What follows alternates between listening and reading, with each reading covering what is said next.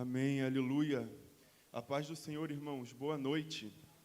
Abra sua Bíblia em 1 Reis, capítulo 17. O Gabriel já deu um spoiler, mas eu creio que é a palavra que o Senhor tem para nós nessa noite. 1 Reis, capítulo 17. Se o tecladista puder me ajudar. Como foi cantado aqui, todas as coisas cooperam para o bem daqueles que amam ao Senhor. A minha versão é NVT. Diga assim para o seu irmão: todas as coisas cooperam para o bem, até mesmo o deserto. Amém? Vamos ao texto. Elias, que era de Tisbe, em Gileade, disse ao rei Acabe: tão certo como vive o Senhor, o Deus de Israel, a quem sirvo, não haverá orvalho nem chuva durante os próximos anos, até que eu ordene.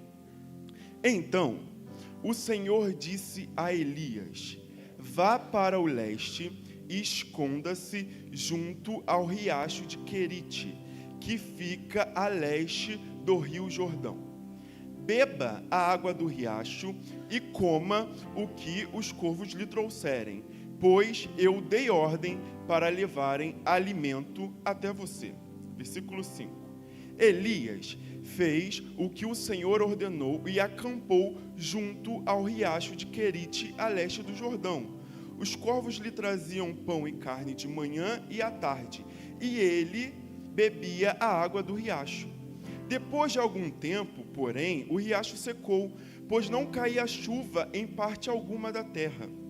Então o Senhor disse: vá morar em Sarepta, perto da cidade de Sidom.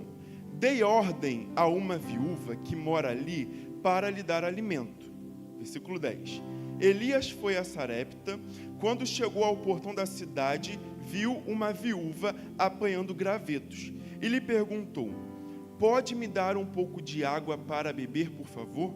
Enquanto ela ia buscar a água, ele disse: traga também um pedaço de pão. Mas ela respondeu: tão certo como vive o Senhor seu Deus, não tenho um pedaço sequer de pão em casa. Tenho apenas um punhado de farinha que restou numa vasilha e um pouco de azeite no fundo do jarro. Estava apanhando alguns gravetos para preparar esta última refeição, e depois meu filho e eu morreremos. Versículo 13. Elias, porém, disse: não tenha medo, faça o que acabou de dizer, mas primeiro faça um pouco de pão para mim. Depois, use o resto para preparar uma refeição para você e seu filho. Pois assim diz o Senhor, Deus de Israel: sempre haverá farinha na vasilha e azeite no jarro, até o dia em que o Senhor enviar chuva. Ela fez conforme Elias disse. Assim, Elias, a mulher e a família dela tiveram alimento para muitos dias. Sempre havia farinha na vasilha e azeite no jarro, exatamente como o Senhor tinha prometido por meio de Elias. Algum tempo depois, o filho da mulher ficou doente, foi piorando e por fim morreu. Disse ela a Elias: homem de Deus, o que você me fez? Veio para lembrar-me de meus pecados e matar meu filho? Elias, porém, respondeu: dê-me o seu filho. Tomou o corpo do menino nos braços, carregou-o para o andar de cima, onde estava hospedado, e o pôs na cama. Versículo 20. Então Elias clamou ao Senhor: ó Senhor meu Deus, por que me trouxeste de desgraça a esta viúva que me recebeu em seu lar e fizeste o filho dela morrer? Em seguida, Elias se deitou sobre o menino 3 vezes e clamou ao Senhor: ó Senhor meu Deus, por favor, permite que a vida volte a este menino. O Senhor ouviu a oração de Elias e o menino voltou a viver. Amém. Os irmãos podem se assentar. Uma leitura extensa, mas necessária. Irmãos, Gabriel já falou aqui um pouco a respeito de Elias. E Elias, ele é um profeta que foi levantado por Deus no Antigo Testamento. E diferente de outros profetas, quando a gente vai ler a história, a Bíblia nos traz relatos a respeito de quem é o profeta, sobre a vida do profeta, introdução de como foi o chamado desse profeta. Elias, a Bíblia não nos aponta e não nos dá essas informações do chamado profético de Elias, onde que tudo começou. Parece que Elias ele aparece do nada no meio da história. Mas existe aqui uma informação que é interessante, e aqui a gente já começa a ter entendimento de uma virada em nossa vida. O texto inicia lá no versículo 1, Elias, que era de Tisbe, em Gileade. Irmãos, essa região de Tisbe era o lugar mais pobre que tinha em Gileade. Tisbe era o lugar mais miserável que tinha nessa região. Tisbe era um lugar onde ninguém colocava expectativa que de lá poderia sair algo bom para a nação. Tisbe era um lugar que as pessoas que viviam ali eram menosprezadas pela sociedade. Portanto, é exatamente desse lugar miserável, insignificante, desprezível, que Deus resolve levantar um profeta para impactar toda uma nação. E eu quero profetizar sobre a sua vida. Não importa o lugar de onde você veio, não importa se você mora num beco apertado no alto do morro, não importa se você se considera como um baixa renda. Se Deus tem um plano na sua vida, Ele vai te tirar de um lugar insignificante e vai usar a sua vida para impactar uma nação. Existem muitas pessoas, como foi pregado no domingo, que vivem debaixo de palavras, de sentenças, se olhando insignificantes, porque o lugar onde eu moro, a minha geração, a história dos meus pais. Eu quero declarar que Deus vai te tirar de um lugar de insignificância para que você gere um impacto na sua família, na sua geração e na sua nação. Portanto, diferente de alguns profetas que se levantam por aí, após de fato ser arrancado da miséria e gerar impacto em uma nação, Elias, diferente de alguns profetas atuais, ele não fica apontando para a vida dele. Ele não fica levantando o nome dele. Elias, ele é um profeta compromissado com a palavra. Se você quer ter uma virada na sua vida, não fique olhando aquilo que você já conquistou. Olhe somente para aquilo que Deus pode fazer através da sua vida. Olhe somente para a palavra. Irmãos, onde Elias começa o seu ministério profético? É num beco? De acordo com o texto? É numa casinha humilde que ele vai pregar? É numa igreja que é lá no sertão? É assim que começa a pregação de Elias? Elias começa pregando dentro do palácio. Ele se apresenta ao rei, e o contexto que o povo estava vivendo aqui é um contexto de pecado, de idolatria, fazendo com que toda a nação de Israel passasse por crise social, econômica e espiritual. E nesse cenário de crise, Elias se posiciona para liberar uma palavra. Perceba o que eu falei, é um cenário de crise, é uma realidade difícil, é um tempo de apostasia espiritual, é um tempo de frieza, é um tempo onde as pessoas estão longe do Senhor, e Elias não se conforma com essa situação e resolve liberar uma palavra. Deus está dizendo para pessoas aqui hoje: para de se conformar com essa sua realidade de frieza espiritual. Para de se conformar com essa sua realidade de coisas que você sabe que estão erradas, mas você pensa assim: eu não vou mexer nisso, porque se eu mexer nisso, pode dar confusão. eu até sei que está levando a vida errada, mas pelo menos está fazendo dentro de casa. É melhor dentro de casa do que longe. Eu até sei, e você sabe da sua realidade e não se posiciona porque você tem medo do confronto. Hoje Deus está dizendo para você: não fique conformado com realidades de miséria, não fique conformado com realidade de frieza espiritual. Faça como Elias, se posicione, vai para o confronto e libera uma palavra. Libera uma palavra. Amém?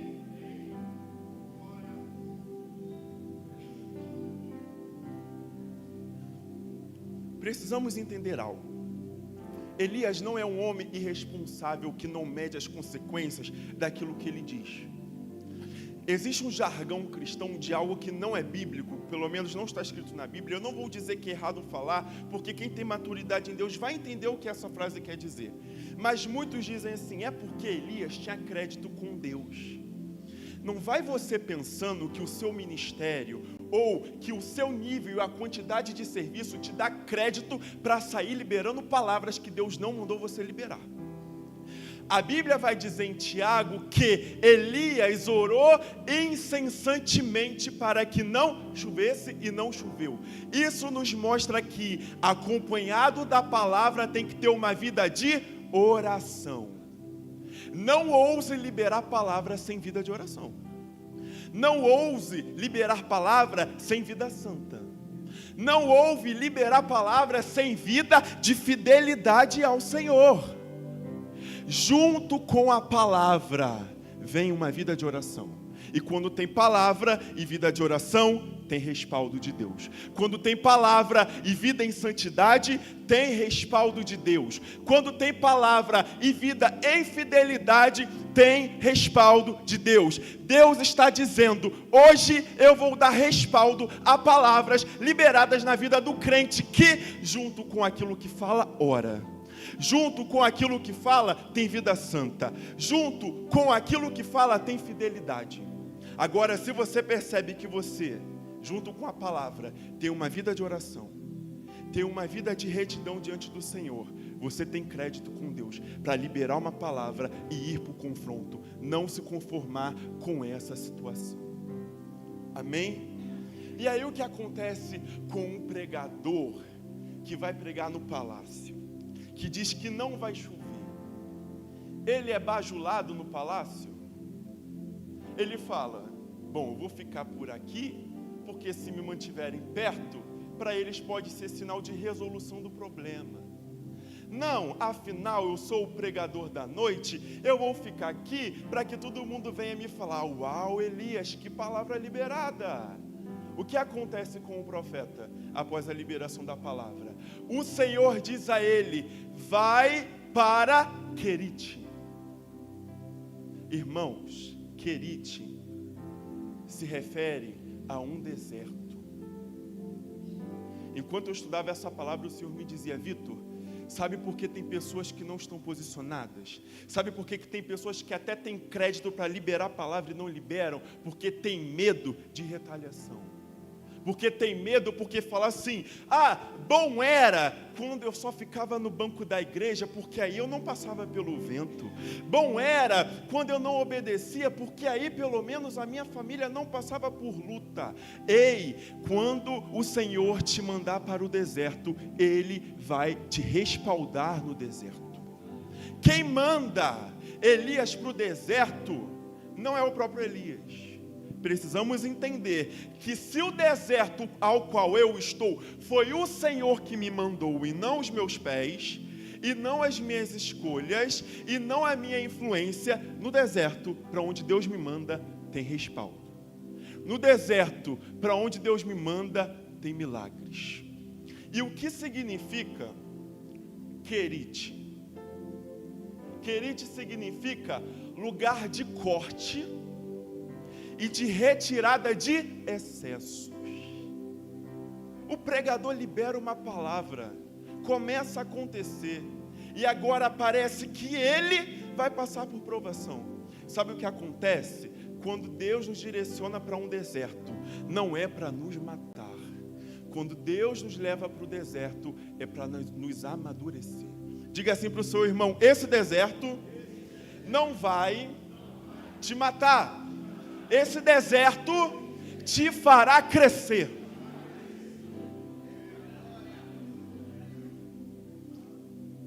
O profeta é usado por Deus, é homem de Deus, tem vida de oração, e ele vai para um lugar de corte.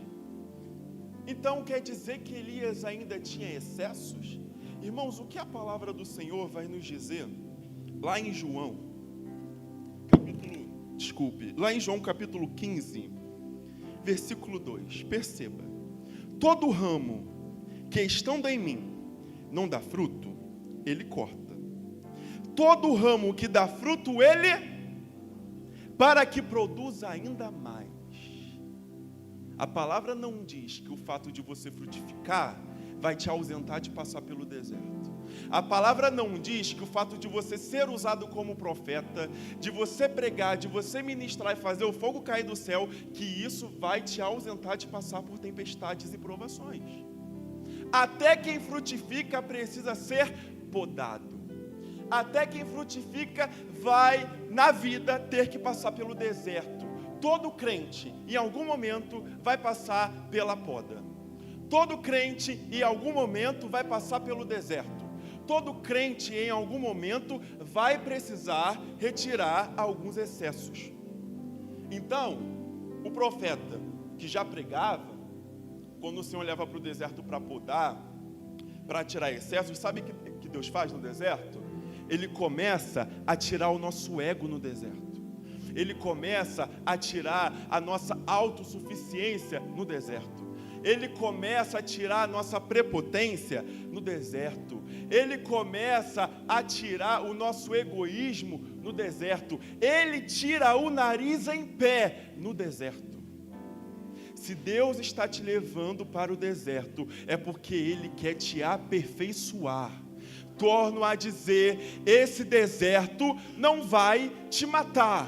Esse deserto vai te amadurecer. E aí o crente que já pregava, depois que ele ser podado, ele vai pregar ainda mais. E aí a mulher de oração que já orava, depois que passar pelo deserto, vai orar ainda mais. Aí aquele que profetizava com autoridade, quando tiver uma experiência no deserto, vai profetizar ainda mais. Esse deserto te fará crescer.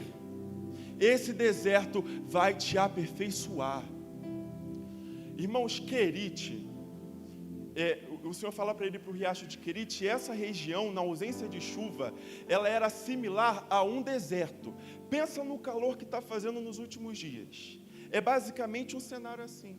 Não é um deserto, mas é similar a um deserto. É sol quente o dia todo. É um lugar com condições climáticas completamente desfavoráveis. E Deus fala para Elias ir para esse lugar, beber a água do riacho, e o diz que, além disso, os corvos iriam o alimentar. E Elias fica em Querite. E Elias fica lá no meio do sol. E Elias faz o que o Senhor mandou ele fazer. Ele bebe da água do riacho e ele se alimenta do alimento que os corvos levam para ele. Até que a água do ribeiro se seca. Pensa comigo, água no ribeiro é algo sobrenatural? Não. Agora, corvo alimentar o homem é sobrenatural. Perceba, Elias está sendo alimentado no natural e no sobrenatural. O que eu quero te dizer, não fique espiritualizando no sentido de ficar ser místico, achando que aquilo que Deus vai fazer na sua vida o tempo todo se dará através de raios e trovões. Deus usa o que é natural para prover na sua vida, mas Ele também usa o sobrenatural para prover na sua vida. E Elias no deserto, com clima desfavorável, com o sol quente, sabe o que a palavra vai nos dizer?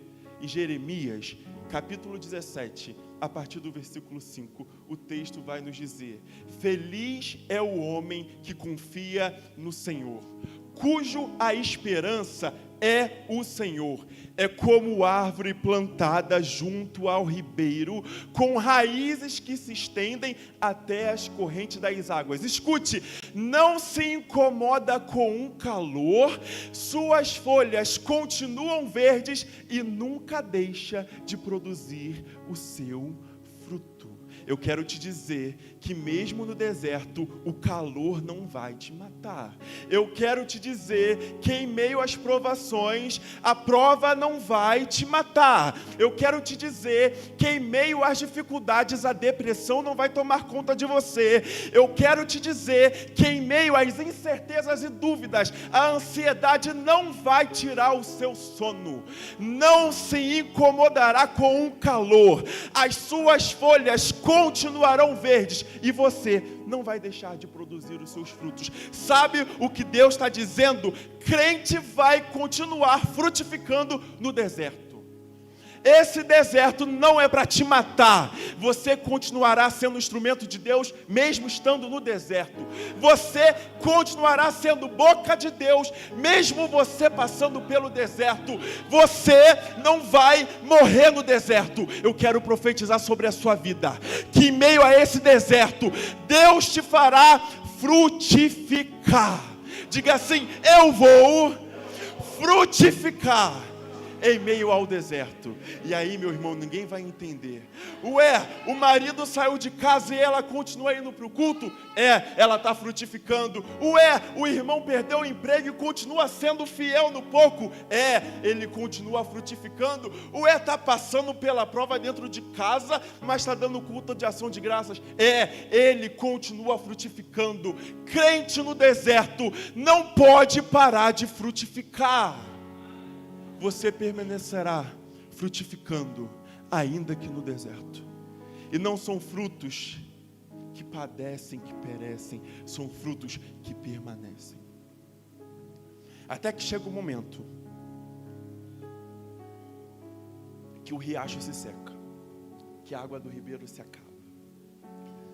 Irmãos, o texto nos diz que o que acaba é a provisão através dos corvos, é isso?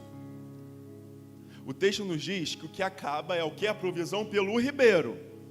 O texto não fala que o sobrenatural parou de atuar. O texto fala que o natural acabou. E aí Deus leva esse homem para uma outra etapa. Portanto, Elias só sai de Querite quando recebe uma ordem do Senhor. Sabe qual é o problema de alguns de nós? No meio do deserto, na ausência de uma profetada, a gente tira o pé do deserto. Quando a gente está passando na prova e Deus não usa a profeta para falar comigo, deixa eu dar uma fugidinha no deserto. É o que a gente fala: é o bálsamo no deserto. Eu vou buscar um alívio no deserto. Meu irmão, eu quero te dizer, se você está passando pelo deserto e você pensa assim: Deus não está usando ninguém para falar comigo, não arreda o pé desse deserto sem que Deus tenha direcionado a você sair dele, porque senão você arruma a luta para a sua vida. Elias só sai desse deserto quando vem novamente a ele a palavra do Senhor. E a palavra do Senhor chega a Elias quando o recurso natural acaba. O que eu estou querendo dizer para você é: quando a porta se fechar, Deus tem uma palavra para você. Quando o auxílio do governo for cortado do nada e você não entender, Deus tem uma palavra para você. Mas aquela pessoa que me ajudava não ajuda mais. Deus já tem uma palavra para você. Em meio às crises, em meio às estatísticas, em meio àquilo que o PIB nacional fala para 2024, eu quero te dizer que Deus tem uma palavra quando o ribeiro se secar. Deus tem uma palavra quando a porta de emprego se fechar. Deus não vai deixar você ficar padecendo em Querite. Ele vai te levar para uma outra situação. E aí esse homem que estava sendo alimentado no sobrenatural, Deus manda ele ir depender de uma viúva. E quando chega lá, a viúva, ela está pior do que ele, porque ela também não tem nada e o filho dela está para morrer. Ou seja, a realidade que ele está vendo não combina com aquilo que Deus falou. Meu irmão, não perca a sua fé se a sua realidade não está de acordo com aquilo que Deus falou para você. Permaneça crendo. Sabe por quê? A palavra do Senhor também vai nos falar em Tiago: meus irmãos, considerem motivo de grande alegria quando passarem por tribulação. porque ela é a oportunidade para que vocês amadureçam. Meus irmãos, se você está passando por provação, é Deus te dando a oportunidade de subir o seu nível. É Deus te dando a oportunidade de elevar o seu nível. Nível de quê? Nível de oração, nível de entrega, nível de jejum, nível de fidelidade. Então Deus nos prova não para nos reprovar, Ele nos prova para nos aprovar. E aí esse homem chega lá, a viúva não tem nada, o filho está para morrer, e Deus usa ele para trazer provisão para essa mulher. Deus manda que ela primeiro, ele fala para que ela primeiro faça o alimento para ele e viva do resto. E essa mulher, o que ela falou para Elias? Ela falou que ela não tinha nada em casa. Mas depois parece que o discurso dela muda, porque ela fala, a não ser um pouquinho de farinha e um pouquinho de azeite. Irmão, não despreze o seu pouco. O seu pouco é o suficiente que Deus vai usar para provocar uma virada na sua vida. O seu pouco de farinha e de azeite é o suficiente que Deus quer usar para promover virada na sua vida. E essa mulher obedece à palavra do profeta. O milagre acontece, tem provisão, tem multiplicação. Eles comem, vivem do resto, e o menino não morre de fome, mas do nada, o menino morre. Do nada a situação piora. E aí ela vai indagar o profeta. Ué, você veio aqui para me lembrar dos meus pecados e fazer com que o meu filho morresse? Irmãos, imagina Elias nessa situação. O homem que foi usado por Deus dentro daquela casa para gerar provisão, depois ele é acusado por uma situação que piora. Quantos de nós começamos a caminhar em milagre, e aí do nada algo dá errado, a gente fala assim, não era para eu ter contado o meu testemunho. Aí Satanás sopra no seu ouvido, pois é, você cantou vitória antes da hora. Aí quantos dizem para você, mas não era para você contar agora, porque olha só, teve provisão, mas o seu filho morreu. Às vezes, Deus permite que a situação piora, não para nos envergonhar, mas para aumentar o nosso testemunho. Aquela casa poderia ter um testemunho só de provisão e multiplicação, mas além disso, vai ter um testemunho de ressurreição. Eu quero declarar sobre a sua vida. Você que está falando assim, Vitor, eu comecei 2023 bem, mas o cenário piorou. É Deus falando, eu quero ainda fazer com que até o dia 31 de dezembro você tenha um novo testemunho para contar. Eu estou elevando aquilo que era só um milagre de multiplicação, vai virar um milagre de provisão. Aquilo que era só um milagre de cura, vai virar um milagre de libertação. Aquilo que era só um testemunho de uma porta que se abriu, vai virar um testemunho de algo magnífico que Deus fez na sua casa. Deus permite que o quadro piore, para que o nosso testemunho aumente. Não se questione. E esse homem de Deus, provado em Querite, provado pela viúva. Imagina Elias, peraí, eu sou um profeta, peraí, Deus. Eu estava sendo alimentado pelo sobrenatural e agora o Senhor manda eu vir depender de uma viúva. E aí Deus está trabalhando na humildade do crente. Peraí, mas eu sou líder, eu vou depender do social da igreja? Peraí, mas eu sou isso, eu sou aquilo e eu vou ter que depender da ajuda dos irmãos. Deus permite para que Ele trabalhe a humildade do crente. Deus vai trabalhar a simplicidade do crente. Não é você se envergonhando, mas é Deus trabalhando na sua vida, te amadurecendo. E esse homem de Deus, depois disso tudo, o texto vai falar que tem um confronto no Monte Carmelo. Eu já estou finalizando. E está lá os profetas de Baal e Elias de um lado. E o desafio era, o Deus que respondeu com fogo é o Deus de Israel. De um lado está os profetas de Baal fazendo performance. De outro lado, tem um homem reparando o altar. De um lado, tem profeta de Baal dançando e pulando. Do outro lado, tem um profeta consertando o altar. De um lado, tem alguém que está fazendo e está chamando a atenção para todo mundo ver. Do outro lado, tem alguém que está ofertando no altar. O que Elias faz quando ele repara o altar? Conserta o altar, coloca as pedras no altar. E o que ele joga sobre o altar? Água. Aquilo que era mais precioso nessa época de seca. De um lado, os profetas de Baal fazendo performance. de outro um profeta reparou no altar. Sabe o que Deus está dizendo? Que a resposta de Deus não se preocupa com a performance, se preocupa com o altar. Quer ver milagre acontecendo? Não se preocupa com a sua visibilidade, se preocupa com o nível da sua entrega. É crente querendo resposta do céu. É gente querendo ver a porta se abrindo. É crente querendo ter virada sem investir no altar, sem entregar no altar. E aí Elias, após reparar o altar, após entregar no altar, Deus responde com fogo. E um avivamento acontece desse homem. Perceba, milagres que Elias vive até aqui. Ele prega dentro do palácio, ele recebe provisão no deserto, ele vive um milagre de multiplicação na casa da viúva, ele vive um milagre de ressurreição na casa da viúva, e depois ele faz fogo cair do céu. Portanto, por causa de um bilhete de Jezabel, o profeta vai se esconder dentro de uma caverna.